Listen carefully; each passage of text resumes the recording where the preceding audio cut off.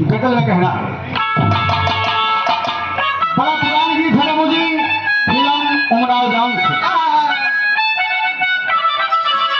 दिल चीरता है आप मेरी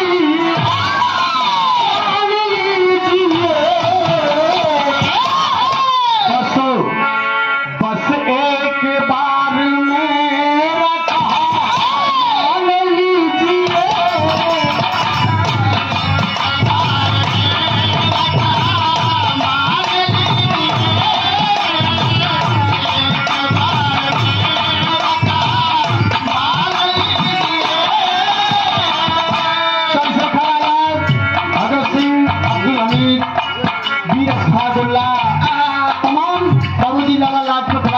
चंद्रशेखर आजाद तमाम लोग फौज बना के चल दिए एकदम देशों खरोज के साथ बोलते कि हिल करो तो जाने जमाना सबको ऐसा कीजिए। मरता है जो वतन पे, मरता है जो वतन पे गुणगान कीजिए।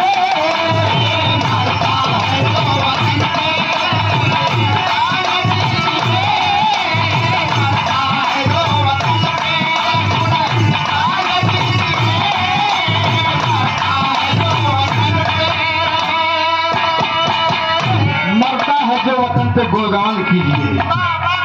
इस जवानी बाबू जी अगर देश से काम नहीं आई तो ये जवानी जवानी नहीं है। इसके जो बदन में खून है वो पानी के बराबर है। नजर में कहना मास्टर, जन्मे पाक शाहजहांपुर नगरिया में कहानी पर आप सबका ध्यान आकर्षित करना चाहता हूं। जन्मे बाबू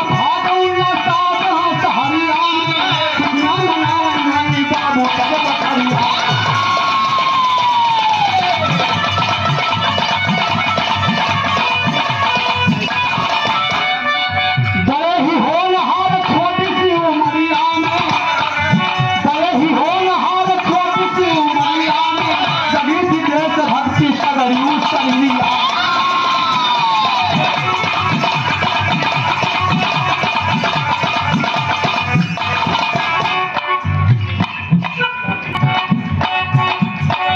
बड़े ही होनहार छोटी सी उमरिया में सभी थी देशभक्ति सगरियू सलिया।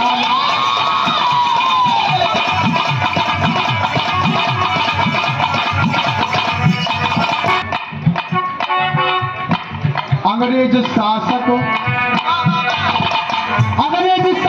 जब ही सताया करता था, निहत्थे लोगों पर तोड़े बरसाया करता था।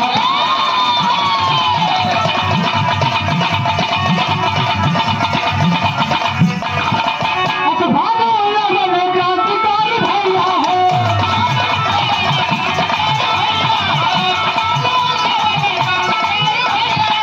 सामना जाए के बैठे के भैया हो।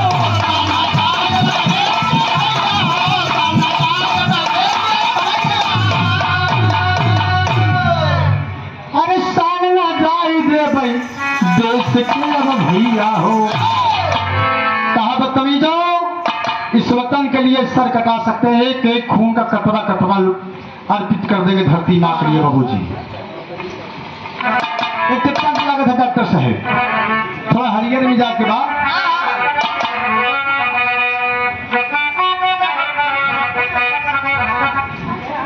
चलो हम बताओ। अचरा के लाद गोरी, अचरा के लाद गोरी कचरा बना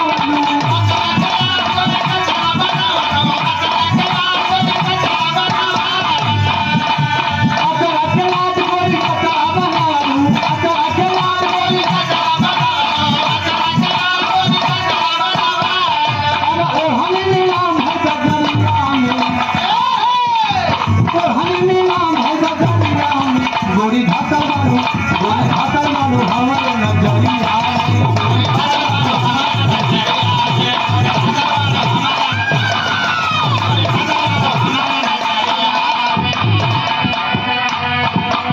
तरीका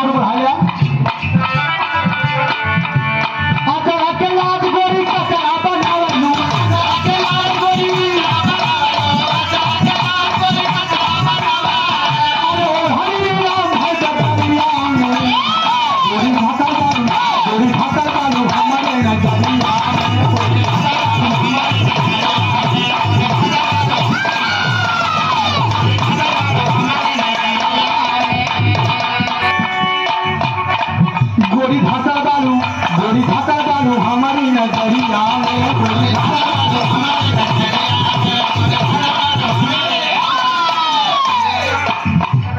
अंग्रेज कवि ने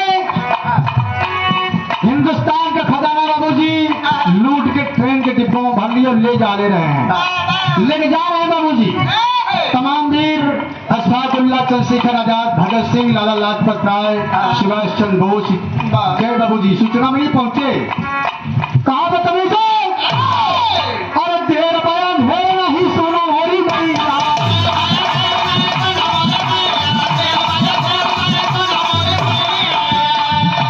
एक एक को काट के फेंक देंगे। देर बयान हो नहीं सुनो होरी नहीं।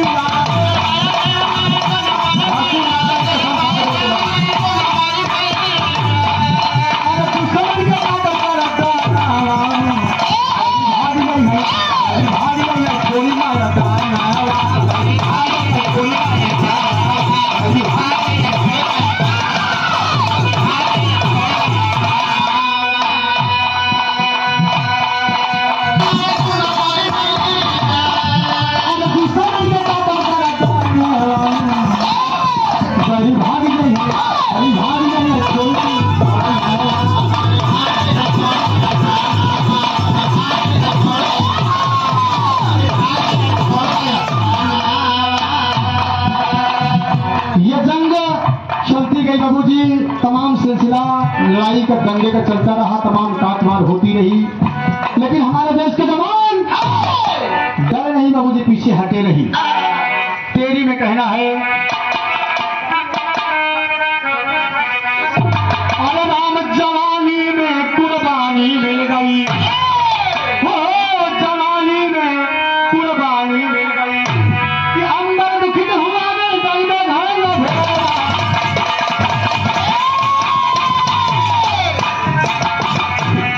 अंबर दुखित हुआ गम धन धान भेड़ा।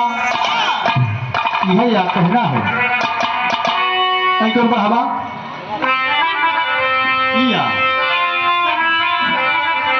अरे जवानी में कुर्बानी मिल गई, हो राम जवानी में कुर्बानी मिल गई, अंबर दुखित हुआ गम छाया धरा गगन में, जवानी में कुर्बानी मिल गई।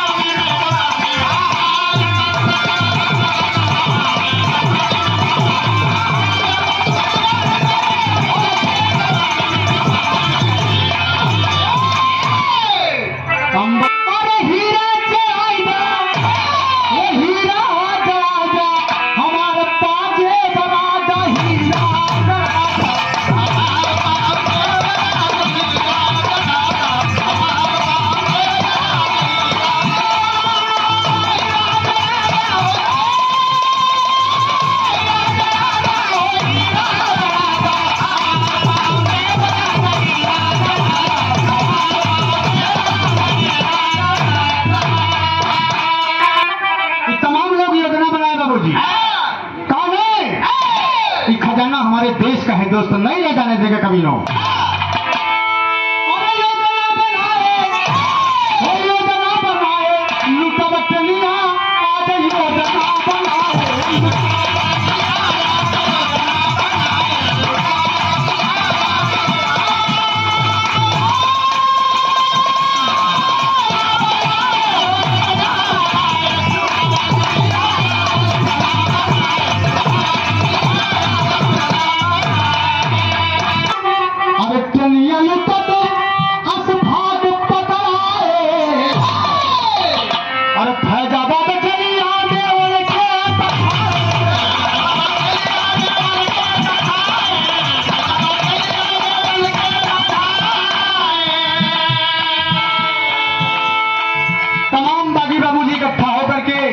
एकजुट होकर के ट्रेन लूटने के लिए गए, कहा कि अपने देश का खजाना नहीं ले जाने देंगे।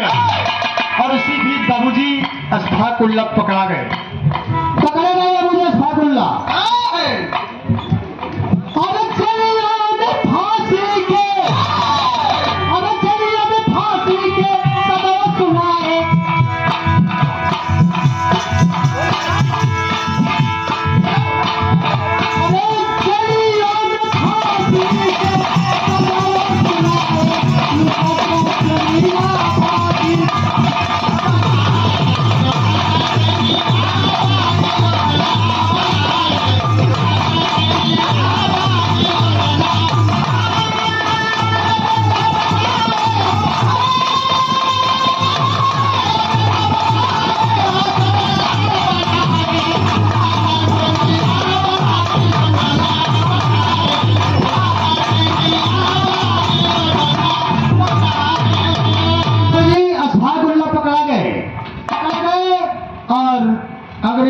बाबूजी पकड़ लिए और बड़ी बर्बरता उनके साथ दिखाए। कहा बदतमीजों, ये खजाना मेरा का है नहीं, हमारे देश का खजाना, हमारे मिट्टी की कमाई हुई दौलत है बाबू।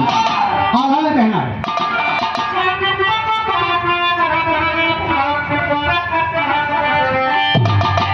हंसिया पे जाके ऐसा हाथ मुस्कुराए बाबू,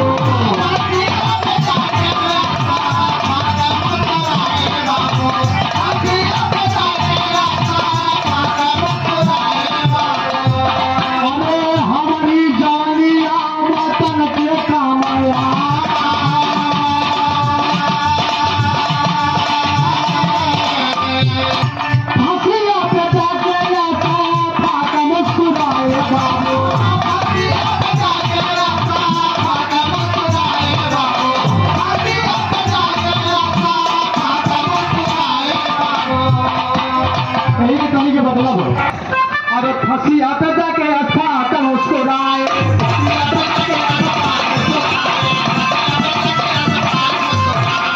अरे हमारी जवानी तुमके काम आए हो,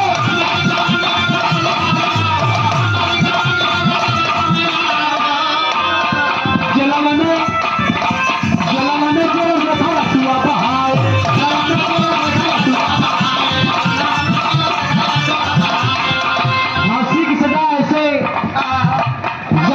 सुनाई गई बाबूजी। इतनी शोहरत थी, इतनी कामयाबी थी, इतना होनहार लड़का था कि जेलर भी आंसू बहा दिया अपने आप से। तो जलाया में जेलर देखी आंसुआ बहाए,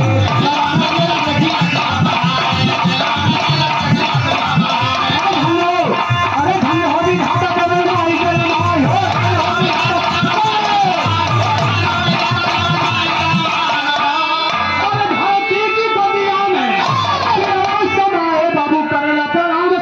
आवाज झुका